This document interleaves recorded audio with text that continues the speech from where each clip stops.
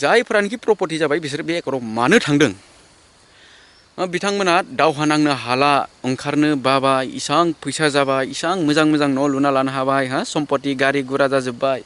हाबाब 40 बोसोरनि NDFB 45 बोसोरनि NDFB 18-20 बोसोरनि सिख्लाफोरजों रिलेसन दोङो बोरैहाय हाग्रायाव खारबावनो बोरैहाय नांबाय थाबावनो जानाय नङा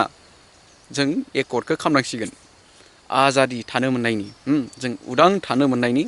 आरो आजादि सोलिनो हानायनि पुरा इन्जय खालामनो हानायनि थाखाय बिथांमोना बे 25%आ 25% जितु प्रपर्टी गोनां NDFB फोर नै बिसोरो नैबे BTR रेकर्डआव सामिल जानानै दङ बर'नि जारिमिनखौ मोजां मोनग्रा नायगिरि नोंथांमोन बड' हिस्ट्रिया दिनै बे फंसे खोथाखौ क्लियार बुंनो थाखाय बे भिडिअखौ बानायनाय जाबाय नोंथांमोना भिडिअखौ जोबजासिम नायगोन आरो साबस्क्राइब खालायबा खालायना लागोन लाइक कमेन्ट शेयार खालायनो दाबावथार 2020 जानुवारियाव जितु BTR एकर्डआ जादोंमोन आसलते बे BTR एकर्डआ सोरनि मारमोन आरो सोरजों जायामोन आं बेखौ दिनै नोंथांमोननो खेंफोरथि होनो लुबैदों ABSUनि मानसिफोरा सानो BTR एकर्डआ जोंनि प्रमद बर' सारजोंसो जादों आरो NDFB फोरा सानो बे BTR एकर्डआ पिस एकर्डआ शान्ति सुक्तिया NDFB जोंसो जादों कारन NDFB आसो हाथियार लानानै दावहा नांदोंमोन बे खोथाया बर' समाजाव बा बर' हारियाव मोनसे सानथावना बाथ्रा जानानै दङ ABSUआबो सानो बे BTR एकर्डआ जोंनि प्रमद बर' सारजोंसो जादों आरो NDFB फोरा सानो बे एकर्डआ जोंजोंसो जादों आसलते बे एकर्डआ सोरनि मार आं बेखौ दायो नोंथांमोननो क्लियार बुजायनानै होनोसै बे एकर्डआ NDFBनिबो आरो ABSUनिबो ABSUआथ' ABSU बेयाव 100% थाखाबाय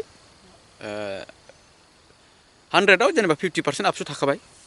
बिनिफ्राय 50% NDFB जानांगौमोन नङा होमबा खिन्थु NDFBनि 50% नङा दै बे एकर्डआ NDFBनि 50% नङा 50-50 100% जानांगौ नालाय ABSUनि 50 जाहैबाय आरो NDFBनि 50 खिन्थु NDFBना 50% पुरा थाङाखै बे एकर्डआव कारन रन्जन दैमारिया गोजोननाय गैया आरो माखासे NDFB फोरा बे एकर्डआव गोजोननाय गैया बेनिखायनो 50% NDFBआ बे एकर्डआव थाङाखै NDFBबो दङ NDFBनिबो 20% बा 25% NDFBबो दङ सोर NDFB फोरा बे एकर्डआव सामिल दङ बे एकर्डआव जाय सोरबायदि NDFB फोरा लोब्बा दङ आं बेखौ दिनै क्लियार खालामना होनोसै बे एकर्डआ ABSUनिबो आरो NDFBनिबो जितु 20-25% जितु NDFB बे एकर्डआव सामिल जानानै दङ जेनेबा प्लास जानानै दङ बे NDFB फोरा ओरैबायदि NDFB फोरा दङ जायफोरानोखि अजस्र धन प्रपर्टी सम्पत्ति बुथुमखाबाय थाखा फैसा बैसोरबायदि NDFB फोरा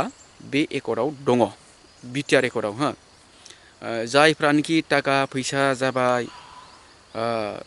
हा हु जाबाय न' बां जाबाय गारि मटर जाबाय बिजनेस लाइन जाबाय बैसोरबायदि NDFB फोरा नैबे एकर्डआव दङ आरो जायफोरा बेबायदि सम्पत्ति जायाखै बा बेबायदि प्रपर्टी बानायना लानो हायाखै बिथांमोना बे एकर्डआव गैया जायफोरानोखि प्रपर्टी जाबाय बिसोर बे एकर्डआव मानो थांदों बिथांमोना दावहा नांनो हाला ओंखारनो बाबाय इसां फैसा जाबाय इसां मोजां मोजां न' लुना लानो हाबाय सम्पत्ति गारि गुरा जाजोब्बाय हाबाब 40 बोसोरनि NDFB 45 बोसोरनि NDFB 18-20 बोसोरनि सिख्लाफोरजों रिलेसन दोङो बोरैहाय हाग्रायाव खारबावनो बोरैहाय नांबाय थाबावनो जानाय नङा जों एकर्डखौ खालामनांसिगोन आजादि थानो मोननायनि जों उदां थानो मोननायनि आरो आजादि सोलिनो हानायनि पुरा इन्जय खालामनो हानायनि थाखाय बिथांमोना बे 25%आ 25% जितु प्रपर्टी गोनां NDFB फोर नै बिसोरो नैबे BTR एकर्डआव सामिल जानानै दङ। एनडिएफबिनिबो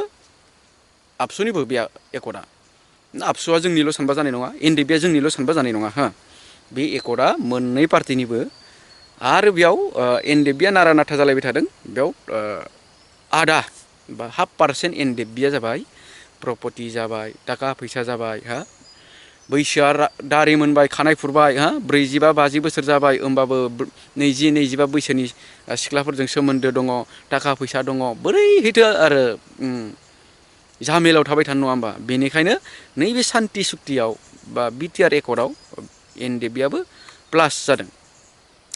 स' बुजिबाय जानांगौ नोंथांमोना नङा होमबा। जोंदोंसो जादों, जोंनिसो बे एकर्डआ, बेफोरबायदि सानलायबाय थायो। बेनिखायनो आं बे भिडिअखौ बानायनानै बे कन्टेन्टखौ लाबोनानै नोंथांमोननो क्लियार खालामनानै होबाय। बे एकर्डआ एनडिएफबिनिबो आरो आबसुनिबो। स' लोगोफोर, दिनैनि भिडिअआ बेखिनियानोसै।